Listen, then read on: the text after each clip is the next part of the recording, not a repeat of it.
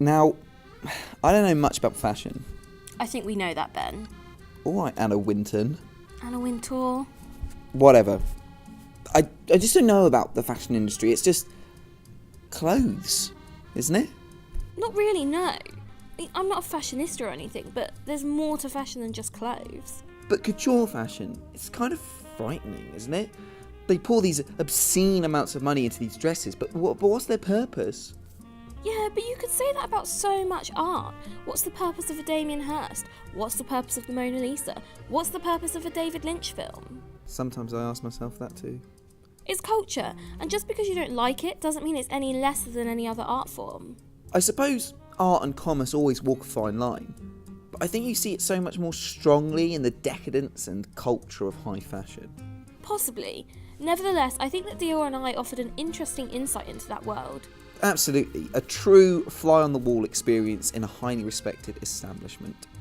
It's absolutely steeped in history, an ageing institution in a modern world, characterised rather beautifully with the comparisons and contrasts of Christian Dior's own words from his biography, placed alongside new creative director Raf Simons as he puts together his first collection.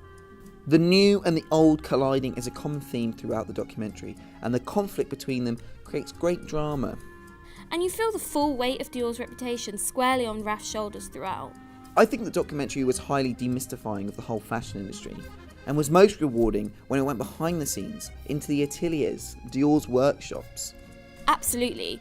You get an insight into the craft amongst the varied characters hidden away in the ateliers, the men and women whose skill create the very essence of the house. These people are so much more real than the fashionistas at the top.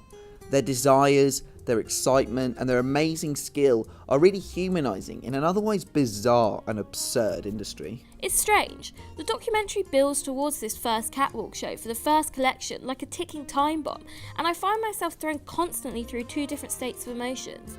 I just wasn't sure if I cared if they made it or not. Sometimes I did, sometimes I didn't.